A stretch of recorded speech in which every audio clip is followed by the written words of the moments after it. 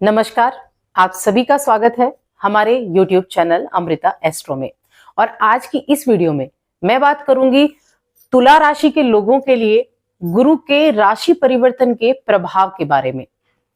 अभी गुरु मेष राशि में थे, जो कि उनके मित्र राशि मंगल की राशि थी, यानी कि गुरु थे यहां मेष राशि में।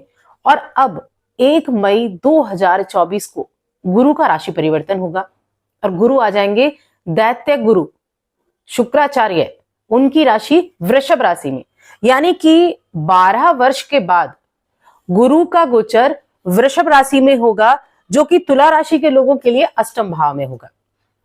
अब अगर आप गुरु को देखें तो देखिए, गुरु क्या है? गुरु ज्ञान है, गुरु धर्म है, गुरु आपको सही मार्ग दिखाते हैं और वही गुरु का काम है। अब ये दैत्य गुरु के राशि में प्रवेश करने वाले हैं। हालांकि ये इनकी शत्रु राशि है, लेकिन दैत्य गुरु भी गुरु हैं और गुरु बृहस्पति भी गुरु हैं, तो एक दूसरे का सम्मान वो करते हैं। अब इनका जो गोचर है वो 1 मई 2024 से 14 मई 2025 तक रहेगा। एक वर्ष में एक बार ये राशि बदलते हैं। गुरु को 2 बहुत ही विशेष दृष्टियां प्राप्त हैं, एक उनकी पंचम दृष्टि और एक उनकी नवम दृष्टि। सप्तम दृष्टि भी होती है, लेकिन सप्तम दृष्टि हर एक ग्रह की होती है। तो गुरु का जो गोचर है वो आपके अष्टम भाव में होगा। अब ये जो अष्टम भाव है ये क्या होता है? देखिए, अष्टम भाव होता है आयु का, अष्टम भाव होता है अचानक से होने वाली घटना, ऑकल्ट साइंस का, शोध का, इन्वेंशन का, ऐसी जो जिनका कोई अंत नहीं, ऐसी चीजों का ये अष्टम भाव होता है। हालांकि अष्टम भाव जो है वो अच्छा नहीं माना जाता, लेकिन ऐसा नहीं है कि गुरु वहां कुछ देंगे नहीं, क्योंकि गुरु, मैंने कहा, ब्लेसिंग होते हैं हर एक कुंडली के लिए। जहां गुरु की दृष्टि होंगी वहां वो लाभ जरूर देंगे। अब गुरु की दृष्टि कहां होंगी? तो देखिए, गुरु जो है अष्टम भाव में बैठेंगे। पहली दृष्टि इनकी पंचम दृष्टि, जहां भी पंचम दृष्टि होगी वहां वृद्धि करेंगे। तो पंचम दृष्टि कहां पड़ेगी? 1, 2, 3, 4 और 5। तो गुरु की जो पंचम दृष्टि है वो आ गई है 12वें भाव पर, जहां पर केतु बैठे हुए हैं। हालांकि केतु अच्छे हैं यहां पर, क्योंकि जो केतु की स्थिति है, केतु की स्थिति जो है वो मोक्ष के लिए बहुत अच्छी मानी जाती है, अध्यात्म के लिए अच्छी मानी जाती है। अब गुरु की दृष्टि पड़ गई है तो आपके, ये वैसे खर्चे का भाव है, विदेश का भी भाव है, इन्वेस्टमेंट का भी भाव है। तो ये क्या करेगा? यहां आपके जो गुरु की दृष्टि जैसे ही 1 मई से यहां 12वें स्थान पर होगी, ये आपको विदेश भेजने का कार्य करेगा, आपके विदेश से जुड़े हुए कार्यों को बनाएगा। जो कामकाज के लिए विदेश जाना चाहते हैं वो विदेश जा सकते हैं, जो अपने बिजनेस को विदेश में लगाना चाहते हैं वो कर सकते हैं, जो एजुकेशन के लिए विदेश जाना चाहते हैं वो जा सकते हैं। तो विदेश से जुड़े हुए कार्यों के लिए बहुत अच्छी सफलता मिलेगी, साथ में खर्चा भी होगा। लेकिन खर्चा कैसा होगा? क्योंकि गुरु की दृष्टि है तो खर्चा भी तो गुरु के हिसाब से ही होगा। तो गुरु कैसा खर्चा कराएंगे? अध्यात्म से जुड़ा हुआ, धर्म कर्म में खर्चा होगा, पूजा पाठ में आपका खर्चा होगा। साथ में 12वां घर ऊंचाइयों को दर्शाता है, आपके यात्रा को दर्शाता है। तो यात्रा हो सकती है, आध्यात्मिक यात्रा हो सकती है। कोई पहाड़ पर किसी देवी के दर्शन करने आप जा सकते हैं। मान लिया वैष्णो देवी आप चले गए, मान लिया आप बद्रीनाथ चले गए, तो पहाड़ों पे दर्शन करने के लिए जा सकते हैं, उसमें भी खर्चा होगा।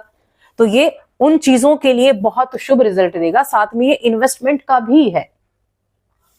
अब गुरु की सप्तम दृष्टि होती है, सप्तम दृष्टि हर एक ग्रह की होती है। तो सप्तम दृष्टि कहां जाएगी? यहां पंचम है तो 6 और 7। सप्तम दृष्टि आपके सेकंड भाव पर हुई, जो कि मंगल की है। अब यहां से सीधी सप्तम दृष्टि गई आपके धन भाव पर, तो धन में वृद्धि, धन से जुड़ी हुई चीजें आपके लिए अच्छी होंगी, क्योंकि गुरु ने उसको भी देखकर उसमें भी आपको लाभ देना शुरू कर दिया। परिवार का है, वाणी का है, खाने पीने की चीजों का है, तो धन से जुड़ी हुई चीजें अच्छी होंगी। लेकिन मैंने कहा था 2 विशेष दृष्टियां हैं, एक पंचम हो गई और एक हो गई नवम। तो गुरु की नवम दृष्टि कहां गई? यहां से 7वीं गई और 8वीं और 9वीं, यानी कि आपका जो 4th हाउस है, जो आपका चौथा भाव है, वहां पर गुरु की दृष्टि गई। अब चौथा भाव कौन सा है? चौथा भाव है सुख का, माता का, परिवार का, आपके ऐशो आराम का, आपके जमीन जायदाद भूमि भवन का। मकान आप बना सकते हैं इस अवधि में, अपना खुद का मकान बनाना चाह रहे थे तो मकान बनाने के चांसेस भी होंगे, क्योंकि 5वें भाव पे भी दृष्टि है और ये 12वें भाव पर दृष्टि है और चौथे भाव पर दृष्टि है। 5वीं और 9वीं दृष्टि आपको मकान बनवा कर दे सकती है। लेकिन एक जो सारी चीजें पॉजिटिव हो ये तो जरूरी नहीं, जहां गुरु बैठते हैं उस घर की हानि करते हैं। ये है अष्टम भाव। अष्टम भाव में बैठे हैं और कहते हैं ना कि जहां एक दीपक जलता है उसके नीचे हमेशा अंधेरा होता है। जो गुरु है वही दीपक है, चारों तरफ प्रकाश करेंगे लेकिन जहां बैठेंगे उसके नीचे अंधेरा होगा। तो थोड़ा ध्यान किस चीजों में रखना है, स्वास्थ्य का ध्यान रखना है। स्वास्थ्य संबंधी कोई दिक्कत है तो उसका ध्यान रखना है। बेकार की चीजों में ओवर थिंकिंग, बेकार की चीजें, देखिए इन्वेंशन का है ये, शोध का भाव है, रिसर्च का ये भाव है, लेकिन बेकार की चीजों में रिसर्च कर सकते हैं जिसका कोई अंत नहीं, उसमें आप अपने समय की बर्बादी कर सकते हैं। तो थोड़ा सा ध्यान रखना होगा, बेकार की चीजों में टाइम ना बिताएं। और देखना है कि आपकी कुंडली में दशा महादशा क्या है। अगर अच्छे ग्रहों की दशा महादशा चल रही है तब ये बहुत अच्छे रिजल्ट आपको देने वाला है।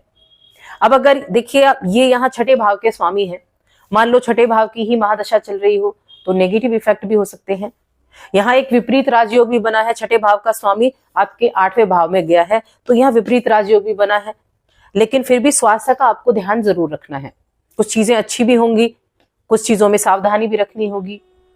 और साथ ही क्योंकि यहाँ जो सप्तम भाव है यहाँ परिवार के साथ बनाकर रखना है, भाइयों के साथ मेलजोल रखना है।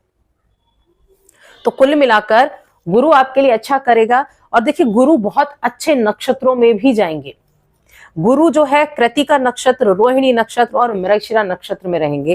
कृतिका नक्षत्र सूर्य का है, रोहिणी नक्षत्र चंद्रमा का है और मृगशिरा नक्षत्र मंगल का है। तो ये जो नक्षत्र हैं ये अच्छे हैं, आत्मसम्मान भी मिलेगा आपको, मनी फ्लो भी मिलेगा और आप में साहस पराक्रम भी होगा। तो नक्षत्र अच्छे हैं।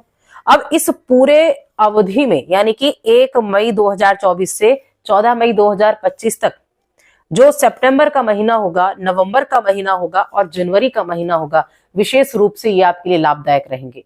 विशेष रूप से ये आपको अच्छे लाभ देकर जाएंगे, कुछ बड़ा देकर जाएंगे। लेकिन स्वास्थ्य का ध्यान, बेकार की चीजों में पड़ने से बचना है और दशा महादशा जरूर देख लेना है कि आपकी कौन सी चल रही है। तब आपको स्वास्थ्य का भी ध्यान रखने की जरूर आवश्यकता होगी। खर्चे का भी उस समय आपको ध्यान रखना होगा क्योंकि ये हॉस्पिटल का भी भाव होता है। अगर महादशा अच्छी नहीं है, आपकी अंतरदशा अच्छी नहीं है तो हॉस्पिटल के चक्कर भी लगाने पड़ सकते हैं। तो और अधिक ऐसी जानकारियों के लिए चैनल को सब्सक्राइब करें और हमारी इस वीडियो को ज्यादा से ज्यादा लाइक करें, शेयर करें। धन्यवाद।